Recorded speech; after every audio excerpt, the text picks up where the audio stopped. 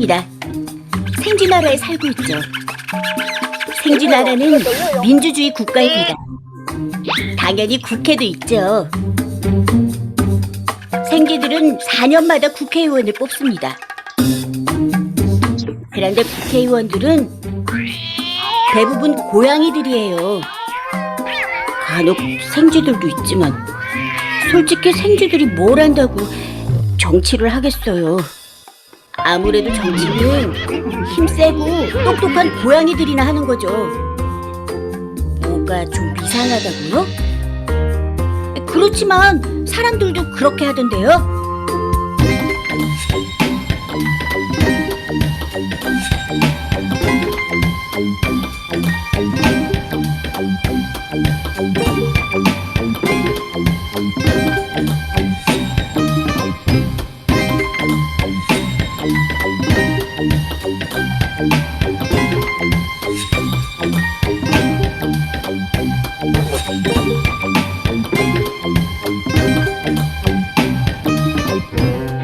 고양이들은 자나깨나 우리 생쥐들을 걱정한다고 해요. 안 보여요. 그래서 항상 좋은 법을 만들어줍니다. 얼마 전에는 우리 생쥐들이 살고 있는 쥐구멍의 입구를 넓히는 법이 생겼대요. 우리 생쥐들이 좁은 입구를 드나들다가 다치기라도 할까봐 만든 좋은 법이래요.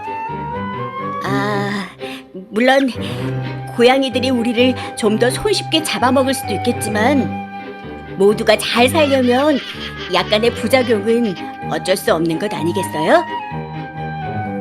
참! 생쥐들이 뛰어다닐 때 속도를 제한하는 법도 만든대요. 너무 빨리 뛰다가 다치기라도 하면 큰일이니까요.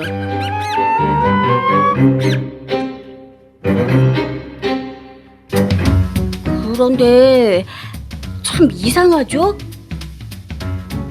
이렇게 고양이들이 정치를 잘하고 있는데 왜 갈수록 살기가 힘들어지는지 모르겠어요.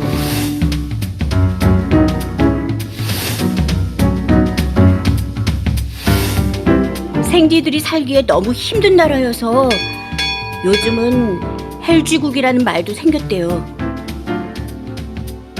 아무래도 다음 선거에서는 다른 당에 투표를 해야 할 것 같아요. 검은 고양이 당 말고 흰 고양이 당도요. 그러지 말고 생쥐를 뽑으라고요? 에이, 배운 것도 없고 힘도 없는 생쥐가 어떻게 정치를 해요? 그런데 혹시 당신 빨갱인가요? 이 만화는 토미 더글라스라는 캐나다 정치인이 1962년에 했던 유명한 연설을 토대로 만든 것입니다. Why do we keep on electing a government made up of cats? Why don't we elect a government made up of mice?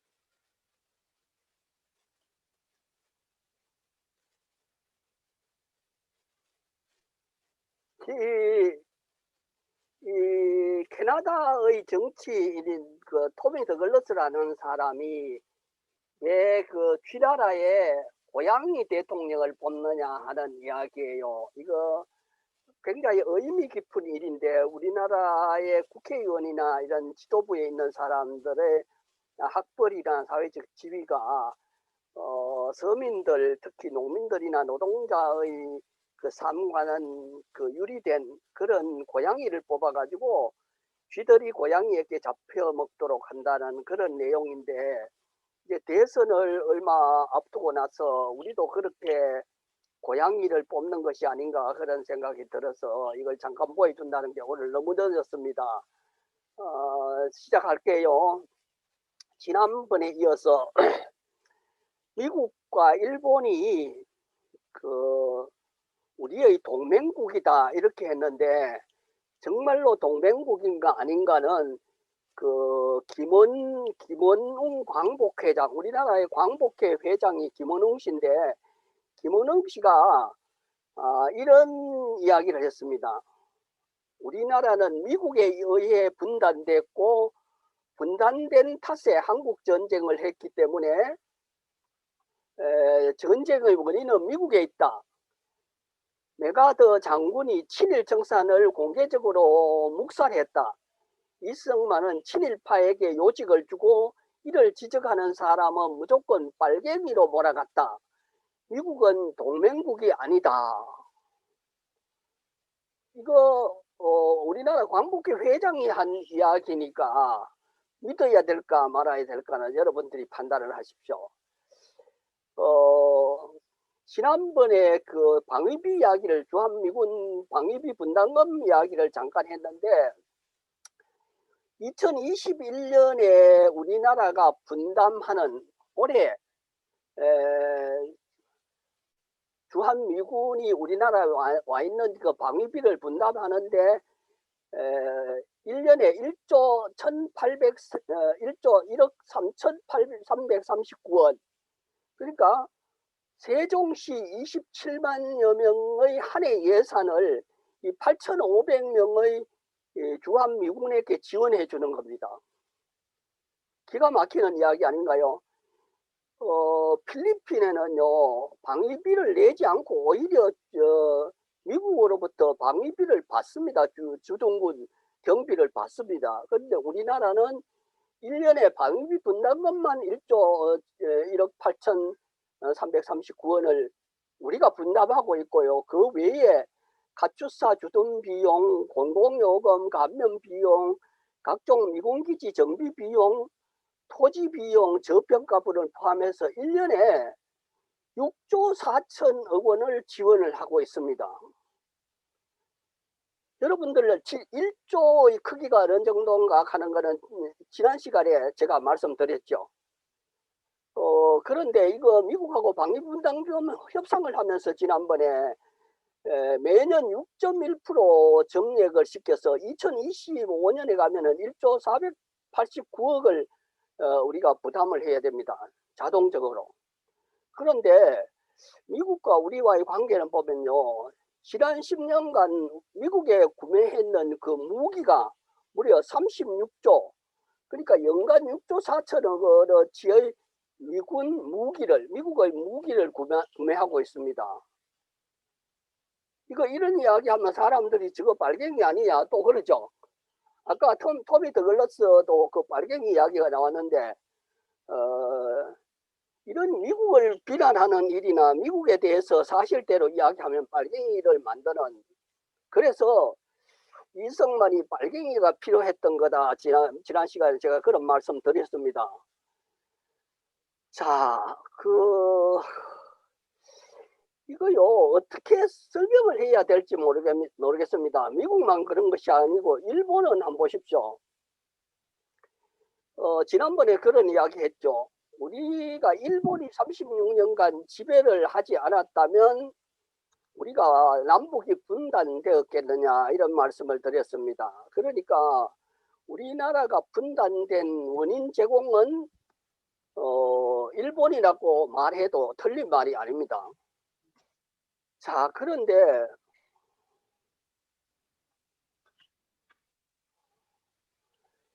이거 한번 보십시오. 그 6.25 전쟁 때 얼마나 많은 사람이 죽었는가. 우리나라의 군 사상자 수, 그리고 북한의 사상자 수, 민간인 피해 이런 걸 다 일일이 이야기할 수 없을 정도로 심각하게 우리가 피해를 당하고 이제 일본이 저지른 그 전쟁 참화로 인해서 우리 민족이 피해를 당하고 있는 게 현실입니다. 그런데 한번 보십시오. 지금 친일파에게 훈장을 준 대통령, 여러분들 이거 이해가 됩니까? 한번 보십시오. 친일 경찰 일제시대에 순사온다 하면 아이들이 울다가 그치잖아요. 그런데 경찰에게 17명, 친일 경찰에게 17명의 훈장을 줬고 관료들에게 31명, 교육계에 3명, 군인에게 53명, 문화예술 43명, 법조계 21명, 종교계 22명, 중추원, 그리고 친일단체. 누가 이런 걸 줬는가 한번 보세요. 이승만이 제일 많이 줬죠. 보세요. 162건이나 그 친일파들에게 훈장을 줬습니다. 여기 지금 문재인 대통령은 안 나와 있는데 이런 사람들 한번 보십시오. 박정희는 박정희가 더 많이 줬네요. 오카모토 미노루 독립군을 잡아서 그 고문하고 죽이던 박정희는 역시 친일 인사답게 205건의 그 훈장을 주기도 했습니다. 아우.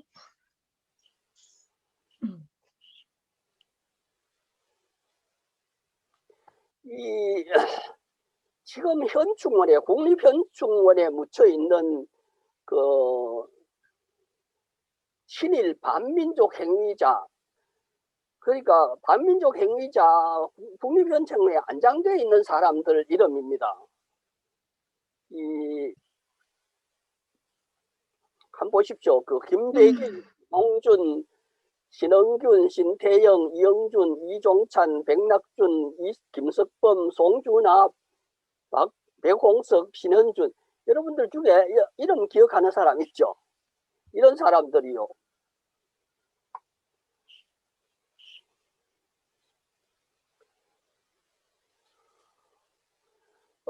이승만 정부 때에 일제 경찰에 종사한 8,000명 중에서 5,000명이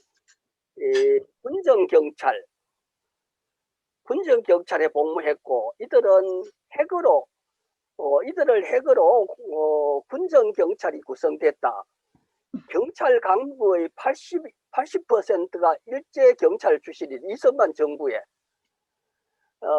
이승만의 12년간 강요들, 그러니까 장관들이나 이런 사람들, 국무총리야 115명이나, 장관을 제외하면 96명이, 그런데 일본은 우방이다 그러잖아요.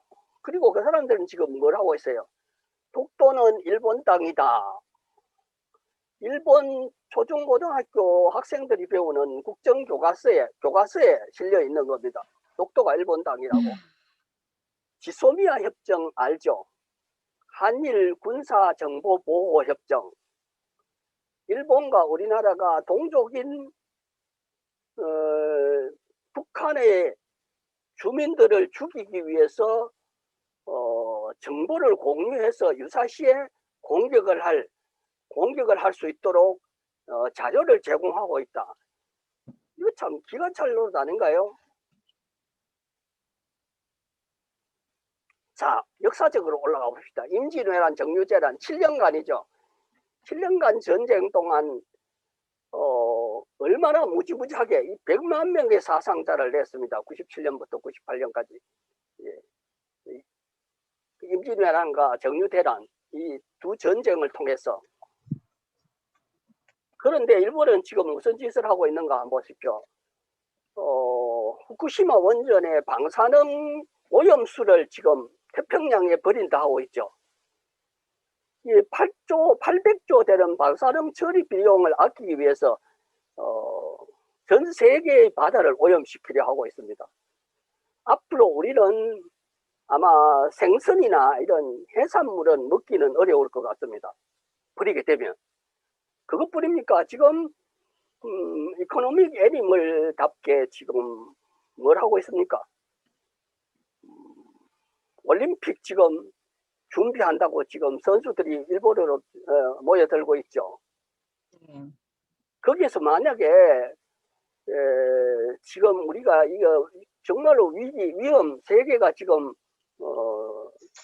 겁을 먹고 있는 코로나가 확산이 된다고 생각하면 끔찍한 일이죠. 그런 일은 없어야 되겠지만 일본이 훔쳐간 문화재만 하더라도 이 국보급 문화재입니다. 35,000여 점.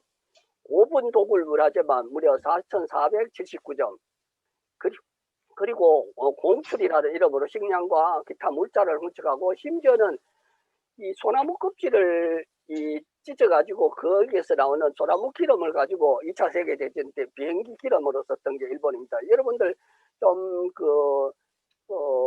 유명한 산 같은 데 가보면은, 비행기 기름으로 쓰기 위해서, V자 형태로 그 소나무 그 송진을 이렇게 흘러내리게 했던 그런 자취들이 남아 있습니다.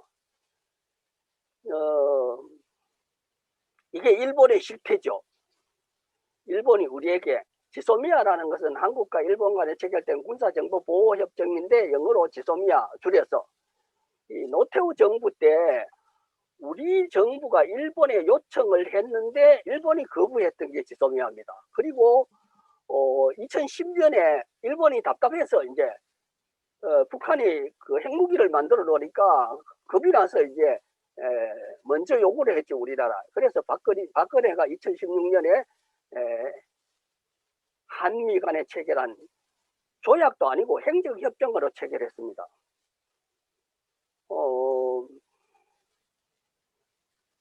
이 지소미아 협정 하나만 보더라도 이걸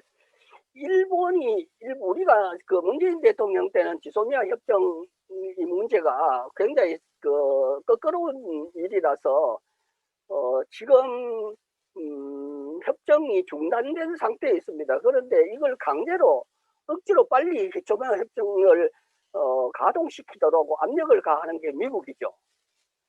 왜 그런가? 미국이 왜 그런 일을 하는가? 생각해보면 알 수 있는 이야기입니다.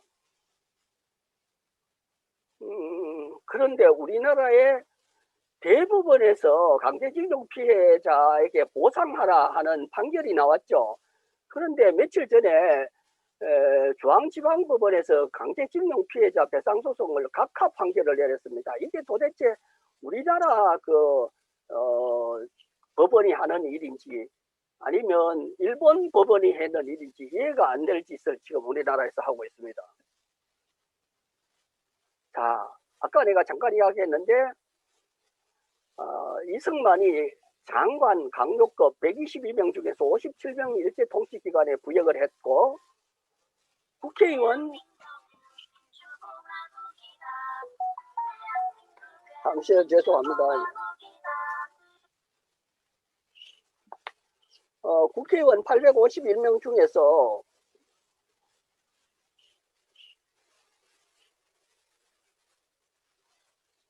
국회의원 851명 중에서 338명이 총독부와 같은 그 기관에 부역을 했던 사람이고, 이승만 정권 때입니다. 경찰의 70%, 총경의 70%, 경감의 40%, 경위의 15%가 일본 경찰이 순사들입니다. 그리고 군대 육군참모총장이 8명이, 그리고 일본군 만주군 출신들이 군 고위 장성들이었습니다. 이거 지금 이러면 이승만 정부가 이거 일본 정부인지 이승만 해방된 그 민족 해방된 나라의 정부인지 구별이 안 될 정도로 심각한 현상이 이승만 정부 때부터 그랬습니다. 그런데 미국이 원하는 그 나라, 미국이 원하는 대한민국은 어떤 나라일까? 한번 보세요. 우리나라 김문웅 회장이, 그 광복 회장이 지적했듯이, 우리나라 역사에서 아주 중요한 큰 사건치고 미국이 개입하지 않는 사건이 없다. 그런 표현을 할 정도로, 지금 한번 보십시오. 여기 4.3 제주 항쟁이 그렇죠. 그 다음에 11대구 항쟁이 그렇고, 여순 반란이라고 이야기하는 여순 항쟁, 그리고 6.25 전쟁 이따가 이야기는 조금 이따 다시 하겠습니다. 5.16 쿠데타, 광주 민주항쟁, 그러니까 미국과 무관하지 않은 것이 없다. 일본의 패전으로 38도선 이당의 조선을 점령한 메가더 보고문에 명시하기를, 미군은 6.25 전쟁이 끝난 66년간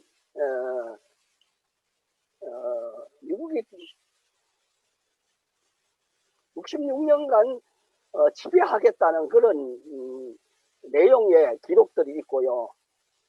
지금은 세계 군사력 7위인 우리나라와 그 다음에 세계 군사력 1위인 미국이 남한에 지키고 있는데 북한에는 어떻습니까? 북한에는 소련군이나 중국군이 있습니까? 없죠. 네. 이게 우리의 현실이에요. 왜 미군이 있어야 하는가?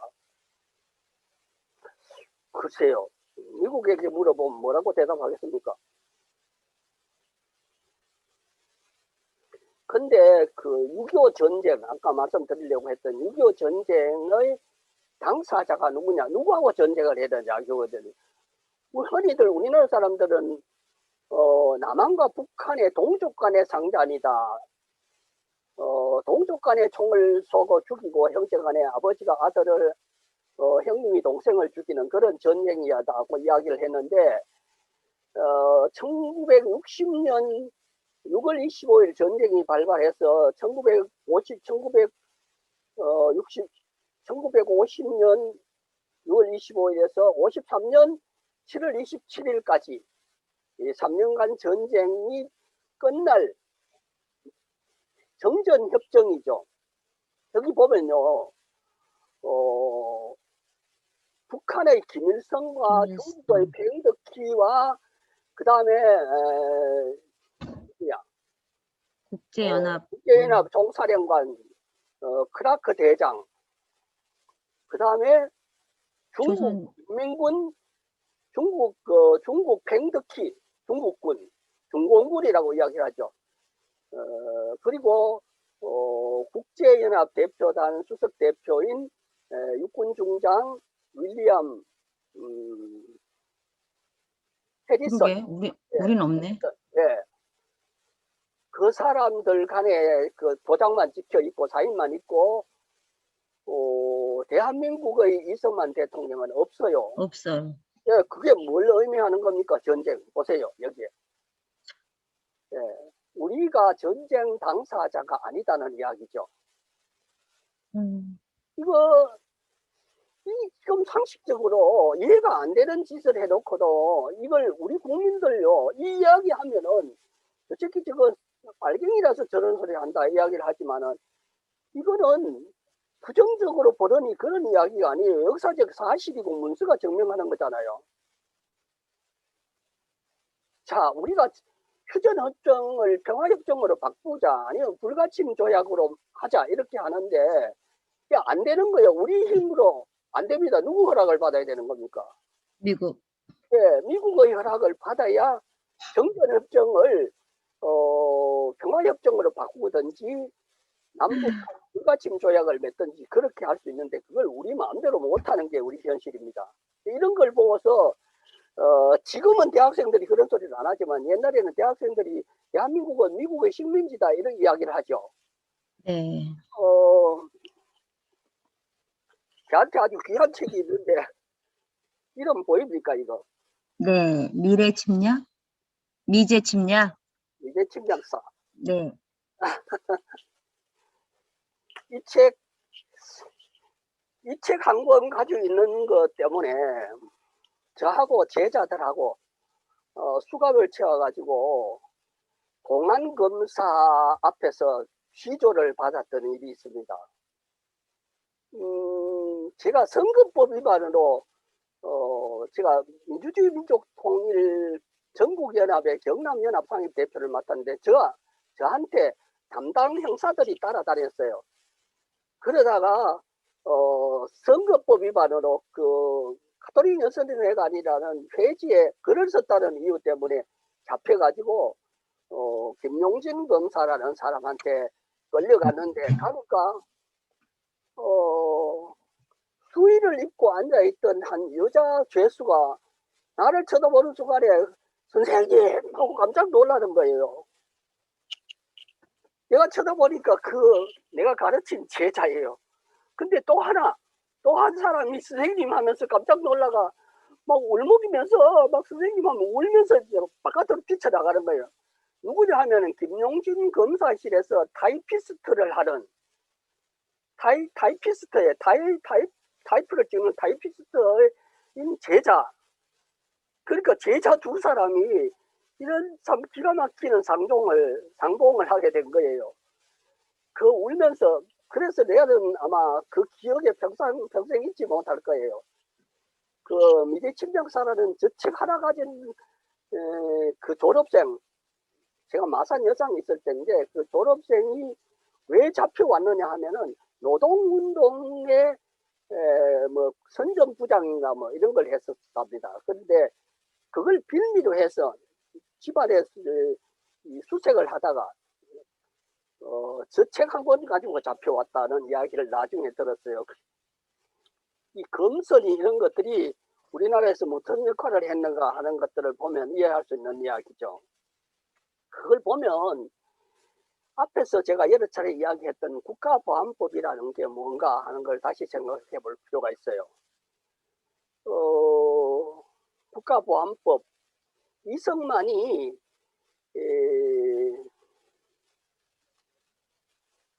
일본 사람들이 그 조선 그 불량 선인들을 잡아서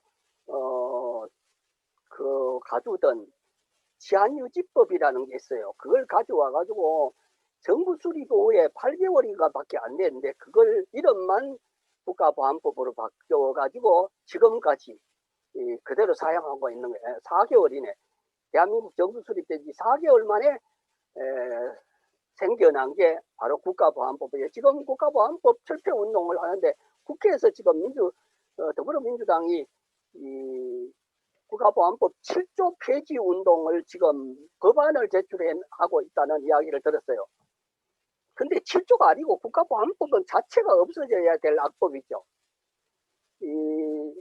아시다시피 다음 시간에 제가 무슨 이야기를 하고 싶으냐 하면 북한은 어떤 나라인가, 조선민주주의 인민공화국가 어떤 나라인가 하는 걸 북한 헌법을 몇 가지 예로 들어서 말씀드리려고 하고 있어요.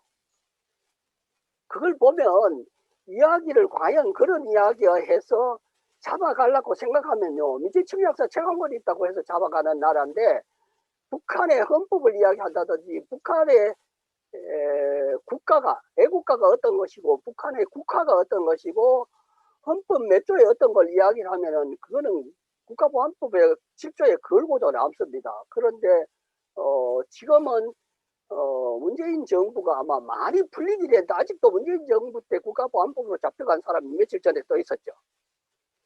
이게 내일 또 우리 정교조 선생님인데 그 청주에 상당고등학교 계시는 선생님이 그 국가보안법으로 그 발령받고 2개월 만에 제자들이 남침이 아니고 북침했다는 이야기를 제자들이 했다는 걸 빌미 삼아서 안기부에 잡혀가 모진 고문도 당하고 10년 동안 해직돼 있다가 파면돼 있다가 복직을 해서 지금 내년인가 아마 정년 퇴임을 앞두고 있습니다. 내일 그 선고 공판이 있는 날이에요. 이런 사람이 수도 없이 많습니다. 이게 국가보안법이죠. 이거 한번 내용 한번 몇 가지 한번 볼까요? 자, 남로당을 때려잡으려고 태어났는데 1949년 한 해 동안에 이 국가보안법으로 잡아가던 사람만 무려 11만 8,621명.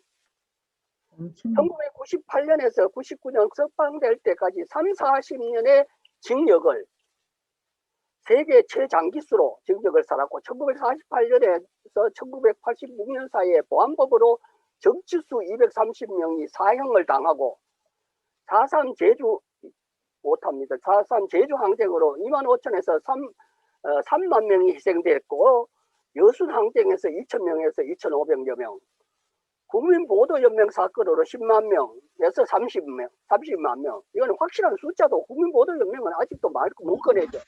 그리고 국민방위군 사건으로 5,000명에서 9만 명. 거창양민 학살 사건으로 15세 이하의 남녀 어린이가 359명, 16세에서 60세까지가 300명, 60세 이상의 노인이 60여 명이 희생된 게 국가보안법입니다. 그러니까 이 국가보안법 이승만이 지난 시간에 내가 100만 명을 죽인 악당이다, 마귀다, 살인마다 표현을 했는데 이 구체적인 예가 이렇습니다. 이걸 구체적으로 지금 조사하면은 이보다 더 얼마나 많은 사람들이 국가보안법이라는 이름으로 희생을 당하고 죽어가는지 짐작할 수가 있습니다. 자, 그 제주 4.3 항쟁 때에 왜 제주 도민들이 왜 좌익 사상을 지지하고 환호했는가 하는 것은요. 이거 한 가지만 보면 알 수 있어요. 해방이 되고 난 다음에 이승만이 내걸었던 농지개혁, 토지정책입니다. 농지개혁법은 1949년 6월 21일 재헌국회에서 제정했는데 유상매수, 유상분배예요. 농민들이 돈 주고 토지를 살 수 있겠습니까? 없죠. 못 돈이 사죠. 없으니까. 돈이 있을 리가 없죠. 전부 소작농을 하고 있었는데. 그런데 38 이북의 김일성이가 46년 2월 8일 북조선 임시인민위원회를 출범시키고 3월 5일 토지개혁을 단행했는데 무상몰수 무상분배를 했습니다. 두 개 하나 비교해 보십시오. 유상매수 유상분배와 무상몰수 무상분배, 그리고 무상분배도 농가별 노력과 가족 수에 비례해서 분배를 했습니다. 물론 지금은 개인 소유가 아니고 협동조합인가 뭐 그런 이름으로 있어요. 근데 사실은 내거나 마찬가지죠. 통지 매수하면은 자기 분야가 얼마만큼 분배되어 있느냐에 따라서 분배를 하고 있기 때문에 내 땅을 등기에 되어 있는가 안 되어 있는가 그 차이는 모르겠어요. 보는 사람들의 눈에 따라서 다를 수는 있겠는데 이렇게 돼서 제주도민들이 좌익사상, 그러니까 북쪽에서 하는 정책에 손뼉을 치고 환호를 했던 이유가 아마 그런 게 아닌가 이렇게 짐작할 수 있습니다. 이때만 해도 참 정말로 우리가 이제 통일되는 게 아닌가 막 정말 가슴 벅차고 두근 떨리는 그런 시간들이 있었죠. 종전선언을 하고 평화협정을 평화협정으로 전환하자.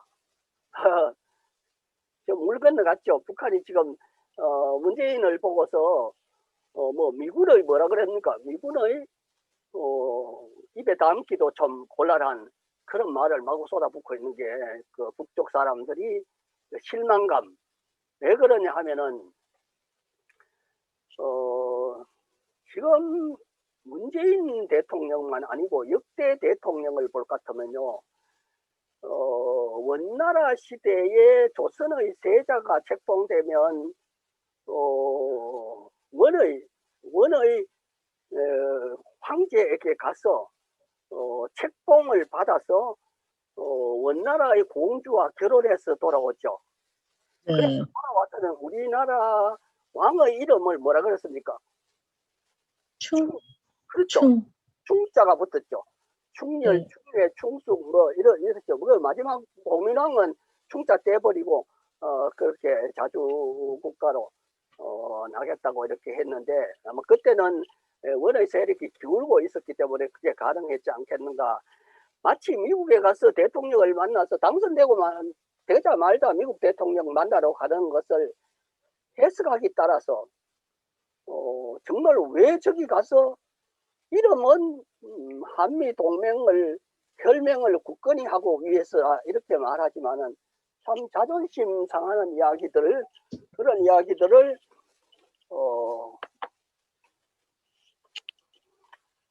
많이 들을 수 있죠. 시간이 많이 지나버린다. 빨리빨리 지나가 버리 가릴게요.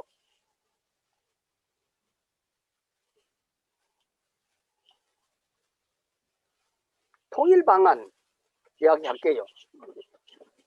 우리의 소원은 통일이라고 하는데 남북한의 통일 방안을 한번 봅시다. 이거 고등학교 기억이 납니까? 점수 달라고 안 배웠어요? 윤리 시간에 안 배웠는가요? 우리가 남한에서 민족 통일 방안은 민족 공동체 통일 방안. 이거 이름을 이해하십시오. 제가 자료를 찾다 보니까 제가 이거 할 줄 몰라서 남한 북한으로 표현했는데 조선에서 통일 방안은 고려 연방제 통일 방안입니다. 그대로 한번 볼게요. 대한민국에서는 일민족, 일국가, 일체제, 일정부. 일정. 예. 그다음에 철학은 자유민주주의. 이 조선은 일민족, 일국가, 이체제, 이정부, 연방국가입니다. 연방국가 하면은 어떻습니까? 잘 이해가 잘 안 되죠. 미국이 연방국가죠. 51개 중가 뭐 그런 거 그죠? 네. 네, 연방국가 하니까 빨갱이들이 하는 거라고 이상한 생각을 하지 마십시오. 그러니까 우리는 하나의 나라 대한민국이란 이름으로 그 한민족 공동체 통일 방안의 이름을 어떻게 할 것인지 고래로 할 것인지 코리아로 할 것인지 모르겠는데 일단 한 개 정부 한 개 체제로 하자. 근데 조선에서 한 개 체제라 하면은 사회주의로 할 거예요, 민주주의로 할 거예요. 우리가 지금 지도부에서 정부에서 이야기하는 자유민주주의로 할 거예요. 둘 다 안 되죠. 우리 하는 식은 절대로 안 되는 거고 조선에서 요구했는 이 일국가 이체제 이 정부는 우리 정부가 절대로 안 된다. 이거는 뭐 거의 안 되는 거잖아요. 절대로. 자, 철학은 자유민주주의고 주체사상 자유평화민주 원칙 저기는 자주평화민족 대단결. 주체는 누가 하느냐 하면 이게 남북 구성원 모두 그리고 북한은 프롤레타리아 계급 아시죠? 프롤레타리아 하면은 선입견을 버려야 됩니다. 노동자가 독재하는 건데 이 노동자에 대한 개념이 우리가 배운 그 사고방식이나 가치관으로 이 프롤레타리아를 이해를 잘 못해요. 제가 그랬죠. 대한민국의 민주주의는 부르주아 민주주의라 그랬고 조선의 민주주의는 프롤레타리아 민주주의입니다. 예, 이 전제 조건은 우리는 없는데 조선에서는 국보법 폐지, 공산주의 활동 합법화, 그리고 주한미군 철수해라. 이게 전제 조건이에요. 그리고 우리는 과정을 화해협력, 남북연합, 통일국가 3단계로 그리고 조선은 연방국가를 완전 이 연방국가라는 것은 마음만 먹어가 이대로 하면은요 지금도 가능합니다. 통일이 이름을 두 개 정부니까요. 대한민국 정부, 조선 정부 이렇게 하면 되잖아요. 두 개 정부 체제도 우리는 자유민주주의하고 저쪽에는 인민민주주의 이렇게 하면 되잖아요. 그렇죠. 예, 통일정부, 통일국회를 만들자 하나로 조선하고 대한민국하고 가능할까요? 최고민족 연방회의 연방상설위원회 국가기구가 차이 나는 게 한두 가지가 아닙니다. 그런데 자세히 좀 들여다보면은요 이 대한민국에서 내란 민족 공동체 통일 방안은 통일하지 말자는 이야기로 들립니다. 근데 조선에서 하자는 통일 방안은 이거 하나만 국가 형태 하나만 봐도 그리고 뭐 이런 주체 사상 어쩌고 하는 것은 그걸 뭐 세워가지고 너가 우리 생각을 가져라 우리 머리로 바꿔라 이렇게 하지는 못하는데 고집할 이유도 없고요.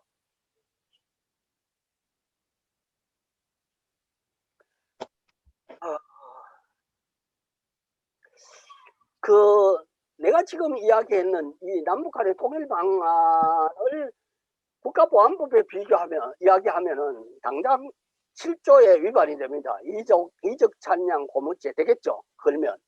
예. 왜 북한의 통일 방안이 더 좋은 뜻이 표현했느냐? 내가 좋다고 안 했고 좋은 뜻이 표현했느냐? 그걸 대중 강연 여러 사람 앞에서 그 이야기를 하면은 바로 7조 위반 이렇게 됩니다. 자, 이제 이야기하는 걸 앞에서 대충 이야기를 했기 때문에 이런 겁니다. 들여다보면요, 내용을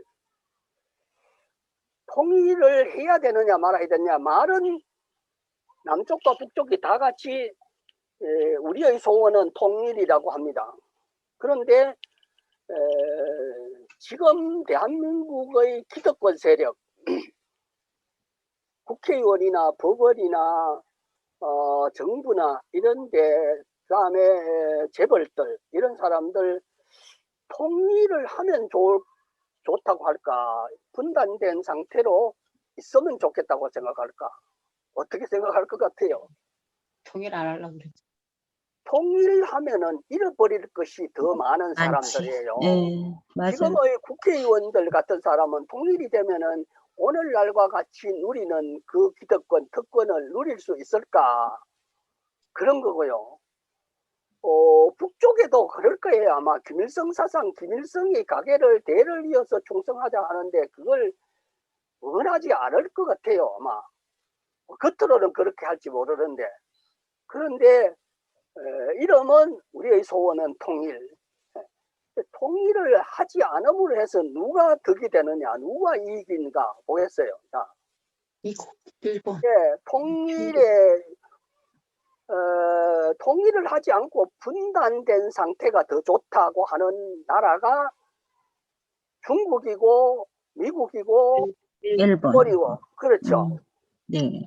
미국은요 거창하게 조건부 통일을 했는데 흡수 통일을 찬성한다.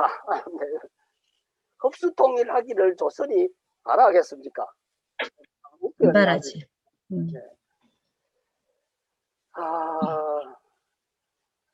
이 노래 한번 들었으면 좋겠어요. 잠깐이라도. 기회 있으면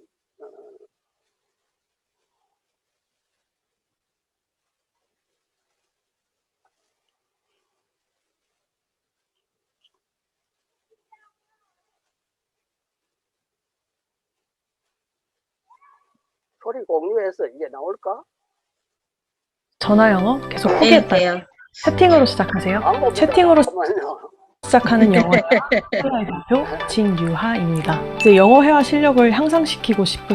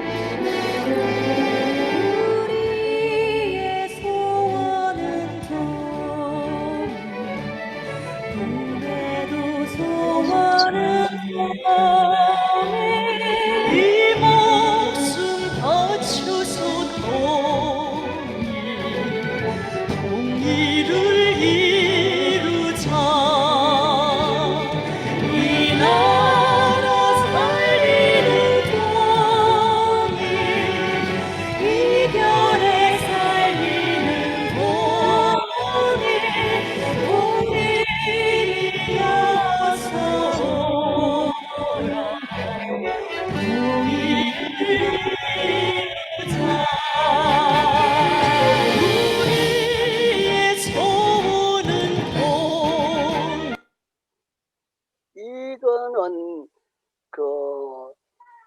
우리나라에서 북한을 방문했을 때, 아마 김대중 때인가 노무현 때인가 모르겠는데 방문했을 때 우리 그 연예인들이 가서 함께 불렀던 노래 같습니다.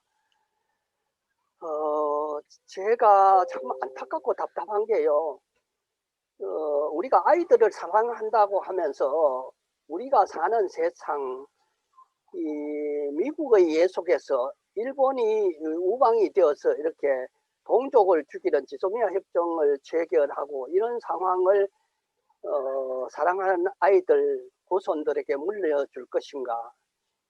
지금 우리가 마스크를 하지 않으면 사람을 만날 수 없는 이런 공기만 코로나만 그런 것이 아니고 우리가 먹고 살고 마시고 잠자고 하는 이런 집들까지도 자본주의가 어떻게 만들어 놨는가, 먹을 물도 숨 쉴 공기도, 이 모습을 우리 제자들에게 사랑하는 아이들에게 물려준다는 것은 우리 부모로서 선조로서 할 일인가.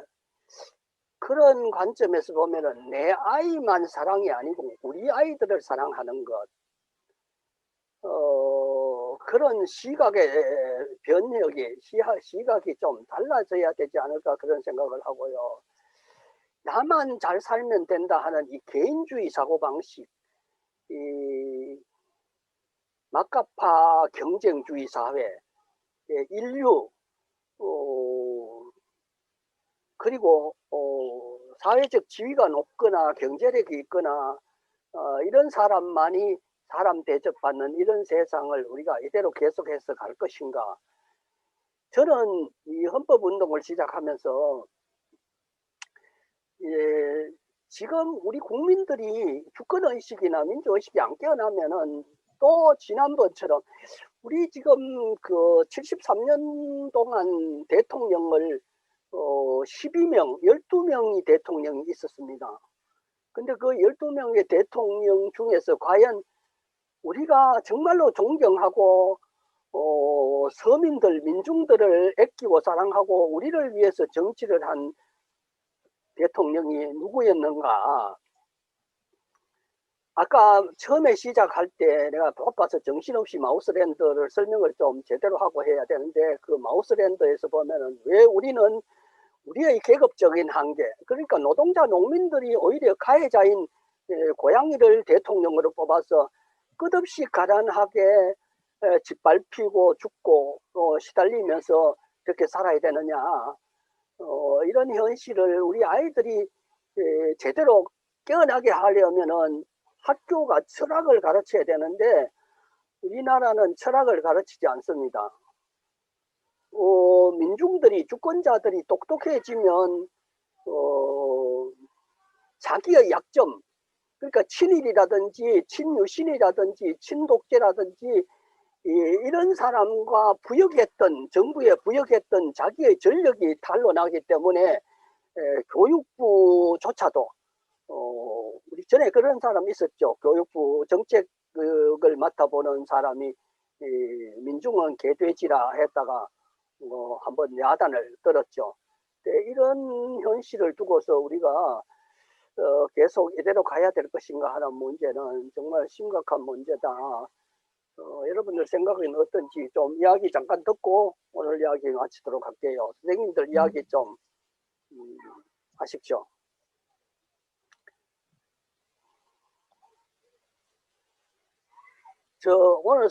오늘 사연이 어떻게 되냐면은 강정미 선생님이 무슨 일이 있다 그래요? 오픈 선생님 어때? 뭐라 그래요? 오늘 그 교육이 있으시대요. 그럼 미리 나한테 이야기를 좀 해주지. 나는 죄송해요. 아니 강정미 선생님이 이야기를 좀 해주면 내가 미리 준비를 하면 되는데. 저는 말씀이 다 된 줄 알았어요. 예.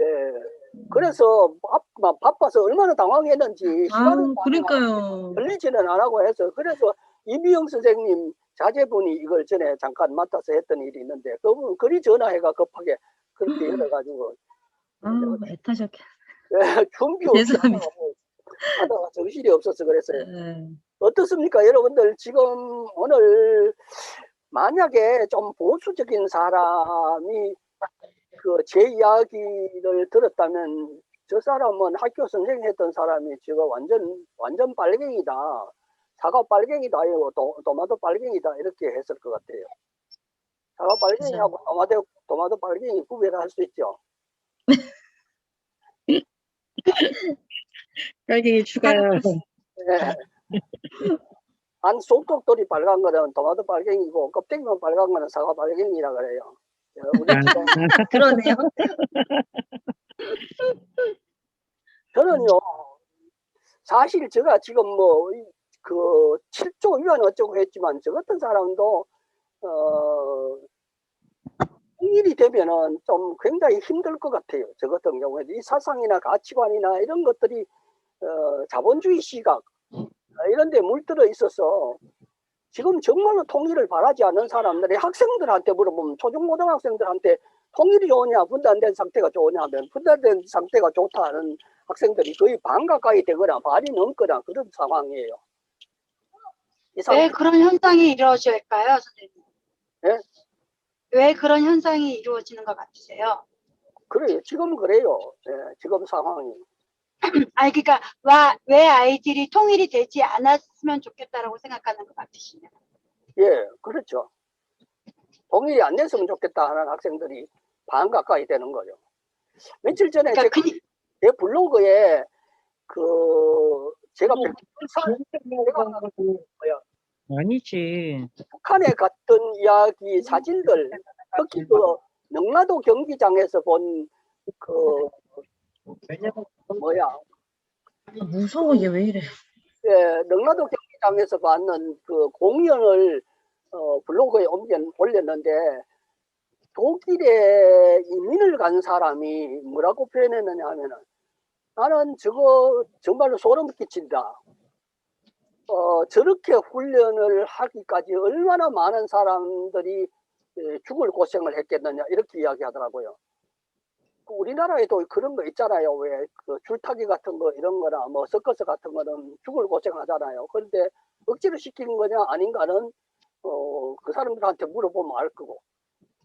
그 공연 내용을 제가 CD로 아리랑이라는 공연인데 CD를 가지고 있거든요. 그런데 지금 그 CD를 올리려고 그러니까 제 티스토리나 SNS는 안 올라가더라고요. 그래서 여기 대전의 지부장, 무흥국 대전 지부장이 그걸 가져가서 SNS에 올려줄 수 있도록 파일을 바꿔주겠다 했는데 곧 그게 되는 대로 우리 여기 우원국 하루 1시간 그 시간 내에 가지고 그걸 볼 수 있도록 제가 한번 해보겠습니다. 아마 공연하면서 고함을 아마 그 1시간 내내 고함을 질러야 될 거. 어떻게 그게 그렇게 가능한지 모르겠어요. 제가 약속을 드리고요. 또 제가 원래 이거 헌법 시원찮은 헌법 강사의 강의를 원래 마치면 내년에는 제가 제 건강이 허락할는지 모르겠는데 철학을 한 해 동안 했으면 하는 생각을 제 혼자 생각입니다. 좋아요. 예, 제가 세종시에 와서 세종시의 초중고등학생 학부모들하고 1년 동안 했던 헌법 강의 안이 있거든요. 그때 했던 게 있어서 혹시 희망하는 사람은 그때 한번 해봤으면 좋겠다. 이야기 들으려고 하다가 저 혼자 이야기해. 여러분들 이야기 좀 해주십시오.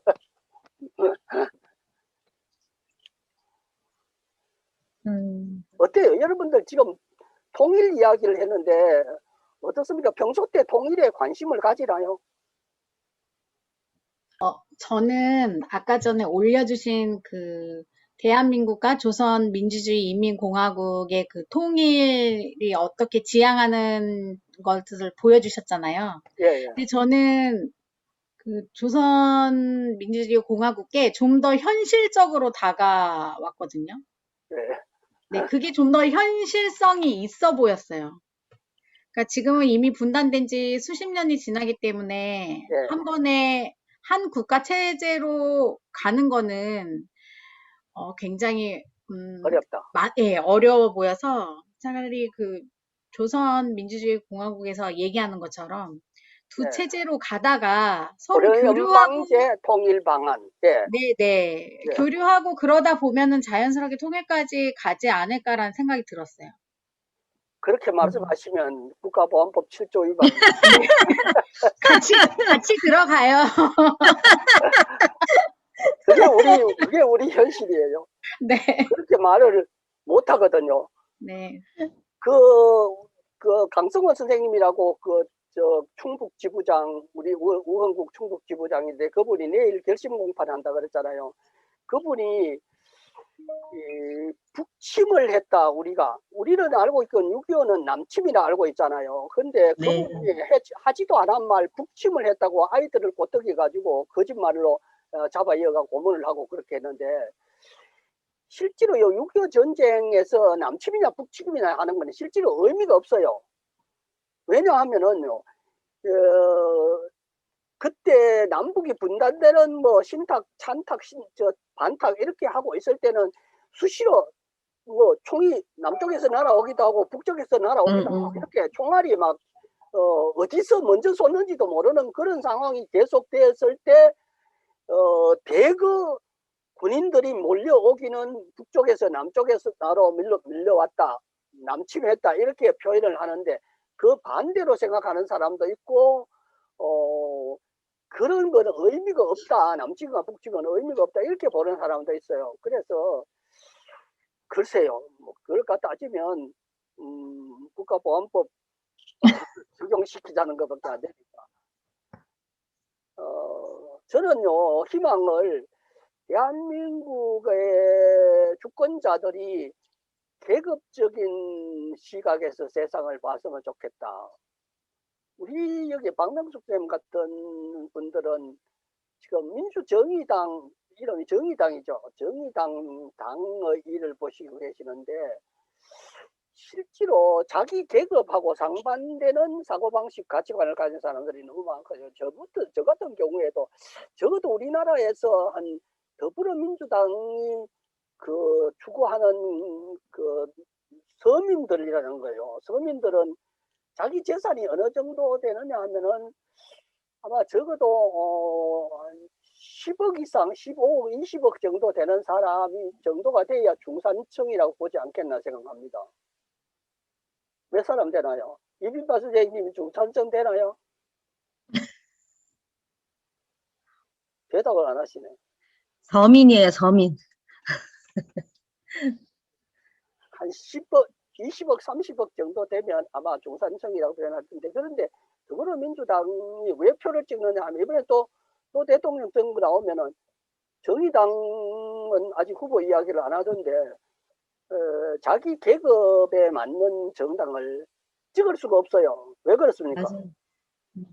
박명수 쌤 대답해 보세요. 이거 풀고 엄소거 해제하고 그거 하고. 네. 왜 다시 그래요? 다시 한번 말씀. 정의당 당원들은 생각을 어떻게 하느냐고요. 당선이 만약에 네. 민주당을 안 찍고 국민의힘을 찍었다. 그러면 국민의힘이 당선되는 걸 도와주는 셈이 된다. 민주당을 안 찍고 네네. 당을 안 찍고 민주당을 찍었다. 왜 찍느냐? 이왕 당선될 후보를 찍자 이런 이야기잖아요. 그죠? 선거 때마다. 네네. 그렇죠. 정의당을 찍고 싶어도 내 표가 사표가 되는 걸 싫기 때문에 민주당을 찍는다. 이렇게 찍은 사람들이 많잖아요. 지금까지 그런 게 그렇죠? 네네. 그렇죠. 예. 지금 앞으로도 그럴 거라고 생각 안 하세요? 또 그래서 그걸 지금 제일 걱정을 하고 있고, 지금 국민의힘에서 그 젊은 이준석 씨가 나와서 저러고 다니는 거에 대해서 굉장히 저희들은 지금 뭐 시대적인 불안감을 느끼고 네. 그래서 정말 머리가 많이 아픈 그런 상태죠. 근데 계속 그런 상황이 계속하지 않을까 이런 생각이, 저렇게 불만임에도 불구하고 결론은 또 그렇게 되지 않을까 이런 불안감을 많이 갖고 있는 거죠. 그래요. 걱정입니다. 사실은 참. 네. 우리 서민들이 모르지, 여기 오신 참여하시는 분들 정도면 당장 급해서 먹고 살기가 어려운 분들이 아니기 때문에 좀 여유가 있을지 모르지만 정말로 답답한 사람들, 노동자, 농민들 이런 사람들 보면은 안타깝죠. 그래서 저는 선거제도 개혁이 빨리 되어야 된다고 생각을 하거든요. 자기 표가 사표가 되는 게 너무 두려워서 소신껏 찍지 못하고 정치권에서도 그런 걸 악용해서 자꾸 프레임을 씌우잖아요. 그래서 저는 선거제도 개혁에 예전에 정의당에서 이렇게 밀어붙였을 때 이제 제대로 개혁이 됐어야 되는데 이제 민주당에서 비협조적으로 나오는 바람에 제대로 된 개혁을 하지 못하게 된 게 너무 안타깝고 다시 그런 기회가 또 오기가 너무 힘들 것 같다는 생각이 들어요. 근데 법을 만드는 게 누굽니까? 다수당인 180석 가까이 되는 민주당. 민주당이 예, 혼자서 법도 만들 수 있잖아요. 그죠? 네. 예, 그러니까 안타깝죠. 저는 아까 선생님 말씀 중에, 아까 다른 선생님이 아까 질문을 하셨는데, 지금 학교를 다니고 있는 그 초등학생들이나 그 중학생 정도 되는 친구들이, 저도 이제 아이들 공부를 좀 하고 그러니까 몇 번 그런 걸 물어봤는데, 통일 그거 왜 해요? 통일하면은 더 복잡해지고, 그 우리 어떻게 가요? 남한으로 가요? 북한으로 가요? 이런 얘기 하면서 아이들이 굉장히 거기에 대해서 되게 부정적인 얘기를 했을 때 저도 굉장히 놀랐었거든요. 예, 그래서 아까 선생님이 말씀하시니까 선생님은 왜 그러시다고 생각을 하냐고 아까 그 선생님이 물어보셨어요. 그래서 아까 저도 잠깐 그 생각을 할 때, 왜 우리 그 정치하는 정권에 있는 사람들이 지금 굉장히 이거를 통일을 가지고 정치적으로 이용을 많이 했잖아요. 굉장히 국민들한테 불안감을 조성을 하면서, 그래서 너희들은 우리를 밀어야 돼, 이런 식으로 굉장히 정치적으로 이용을 많이 해왔는데, 지금 학생들이 그런 얘기를 하는 걸 제가 들었을 때 이거 정말 교육적으로 너무 큰 문제가 많다는 이런 생각이 들면서, 이게 아이들도 지금 어른들처럼 뭔가 한민족이기 때문에 어려운 상황에도 불구하고 우리가 함께 통일을 해야 된다 이런 생각보다, 지금 이대로 그냥 우리들이 편안하고 복잡하지 않고 지금 내 이 자리를 그대로 지켜가는 이런 안락함? 이런데 사람들이 너무 아이들이 길들여져서 동독과 서독 간의 어떤 그런 서로 간의 어떤 인정하는 이런 체제가 안에서 뭔가 좀 이렇게 공평하게 그게 돼야 되는데, 사실은 서독이 동독하고 통일을 할 때 서독에서 동독을 향한 굉장히 많은 어떤 마이너스 되는 부분을 많이 감수를 했잖아요. 근데 과연 우리는 대한민국은 그걸 감수할 수 있을까? 감수하면서까지 가려고 할까? 이런 생각이 들면서, 지금 아이들이 그런 부정적이고 정말 해야 되는 적극성이 없을 경우에는 갈수록 이게 참 통일이라는 게 너무 더 멀어지면서 힘들어지지 않을까, 이런 제가 아픈 생각을 해봤거든요. 그래서 선생님도 생각을 하실 때 그 아이들이나 그 지금 청년들이나 그 사람들이 이게 통일에 대한 어떤 절대적인 필요성에 대해서 생각하지 않고 지금 이대로 있는 거, 이렇게 편하게 가고 싶다 하는 걸 할 때 선생님도 그 아이들이 어떤 생각 때문에 그런 얘기들을 할까요?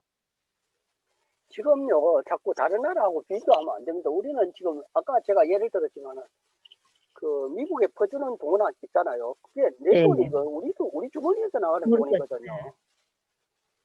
그 구체적인 예로 1년에 1883조, 나 지원하는 돈, 무기 구입하는 그 10년간 60조라는 돈, 이 돈 같은 걸 가지고, 우리가 대학 무상교육 시킨다고 한번 생각해 보십시오. 무상의료, 아프면 병원에 전부 다 가서, 제가 다음 시간에 그 이야기를 하겠는데, 북한에는 우리하고 비교가 안 되거든요. 그런 좀 가난하게 살면서 무상교육, 무상의료 시키고 있거든. 맞아. 그거 내 주머니에 나가는 거를 아깝다고 생각하면서 국가가 세금으로 가지고 미국에 퍼주는 돈은 생각을 안 하고 있어요. 그 돈과 우리 복지에 사용한다 하면 우리 아이들이 얼마나 네, 영평하게 살고 있을까, 살 수 있을까, 이런 생각을 해야 되는데 그 생각을 못 하니까 참 비극이에요. 그러면서 미국을 천사의 나라라고 그랬잖아요. 네? 미국을 우리의 혈맹이고 천사의 나라고, 일본도 우리의 우방이라고 하고 있는데, 참 기가 막힌 제가 왜 앞에 고양이 마우스랜드라 하는 걸 보여줬겠느냐. 그 생각을 한번 해보십시오. 좀 많이 보이고, 우리는, 이 사람을 쥐에다 비교해서 이상하지만 안타깝지만은 고양이를 지도자로 뽑아가지고 우리 가진 걸 전부 다 뺏기고 그렇게 가난하게 살아야 되는가? 정말 그러니까, 예. 그러니까 그 지금 방위비 분담금도 사실은 이 어마어마한 많은 돈이 네. 사실은 지난번에 선생님 말씀하신 것처럼 그 지금 어떤 전쟁이라는 걸 갖고 더 이상은 국민들한테 어떤 미끼를 쓸 수 없는 이 상황에서 우리가 그래도 촛불 정부하고 180을 주고 180석을 주고 했는데 이 방위비 분담금을 정말 클리어하게 밝혀서 이거 우리 안 하겠다. 왜 이 정부를 못 할까요? 우리는 얼마나 이 정부를 믿었는데 그리고 차라리 이 부담금을 가지고 아까 선생님 말씀하신 것처럼 정말 우리 국민들이 정말 잘 먹고 잘 살 수 있는 거. 그리고 지금도 청년들 그런 얘기 많이 나오잖아요. 왜 남자들은 군대를 가냐? 또 여성들은 왜 남자들한테 직장을 취직할 때 군대 가는 거 플러스 가산 좀 주냐? 그럼 차라리 모병제를 만들자. 그래서 정말 내가 워낙 여성들도 갈 수 있고 뭐 이런 쪽으로 좀 이렇게 그 아까운 큰 돈을 좀 우리 쪽에 써야 되는데 왜 지금 이 정부조차도 이 문제를 해결을 못 하는지. 그리고 미군 부대가 사실 이번에 우리 코로나 때도 안에서 그렇게 난리를 치고 그게 확진자가 해도 우리는 거기를 아예 타치를 못하기 때문에 굉장히 그 이전에 그 여학생들 미군들이 여학생들 해서 학생들도 죽고 막 그런 거 있었잖아요. 그 뭐 성추행해서 그런 것조차도 전혀 그것들한테는 손도 대지 못하고 있는 상태에서 저는 지금도 이걸 왜 해결을 못할지 정말 너무 가슴이 아프고 너무 답답해요, 정말 선생님. 지금요 좀 이렇게 깨어나 있는 양심적인 지식인 같은 사람들은 한반도의 전쟁은 절대로 안 일어난다. 그렇죠. 네. 네, 안 일어나는 게 확실하거든요. 왜냐하면은 제가 지난 시간에 말씀드렸잖아요. 우리나라의 재벌들의 재산은 다 미국 거고 그 재벌들의 것이에요. 나와요. 그것뿐입니까? 어디 지금 그 북쪽에 있는 핵무기라는 것은 남한용이 아니라 그랬죠, 분명히. 그렇죠. 맞아요. 같이 죽는. 남한에 소화용 못합니다. 이쪽 남한에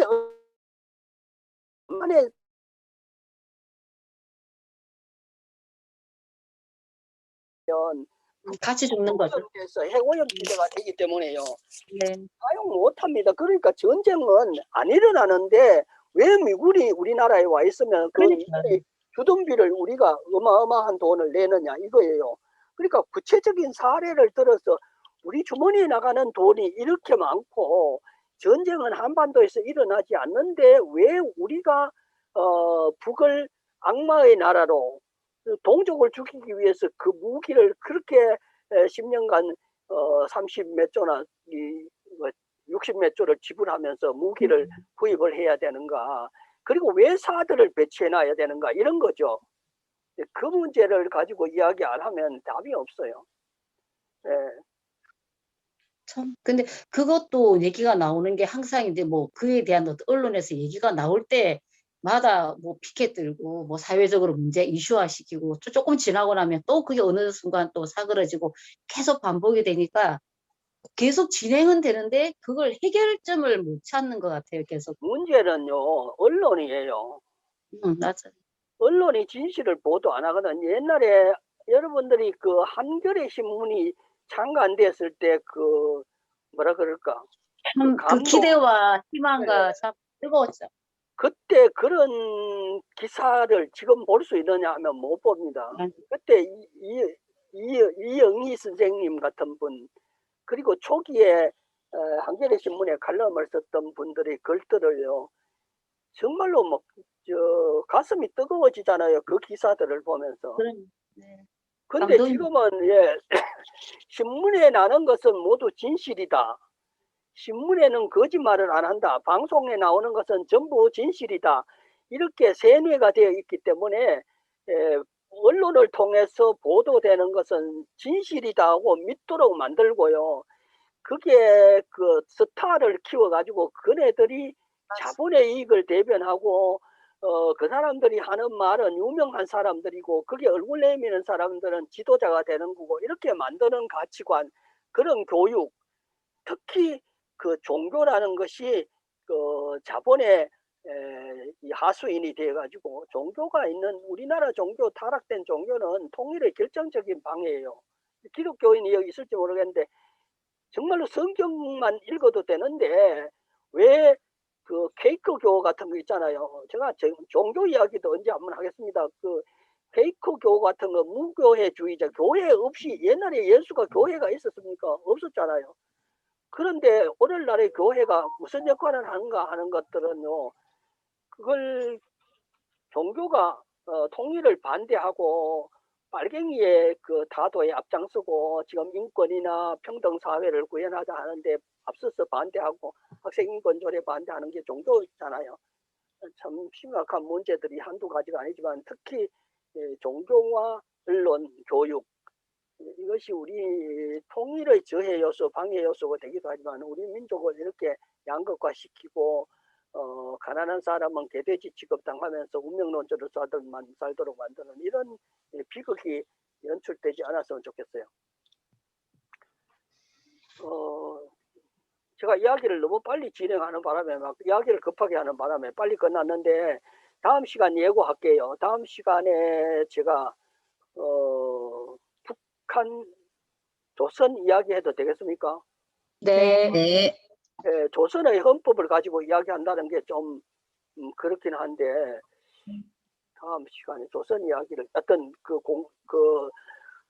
카톡방에 헌법 그 강의방에 제가 자료들 가끔씩 올리고요. 혹시 가능하면 그 제 블로그는 거의 아침마다 쓰는데 허접하기는 하지만 한 번씩 좀 보면 도움이 될 것 같아요. 그리고 거기서 글도 좀 남겨주시면 제가 필요한 자료나 뭐 이런 것도 올려드리고 그렇게 하겠습니다. 네. 더 하실 말씀 없죠? 네. 이현주 선생님 오셨네. 아까 제주 이야기할 때 옆에 선생님이 예를 들어 지난번에 안 오셨죠?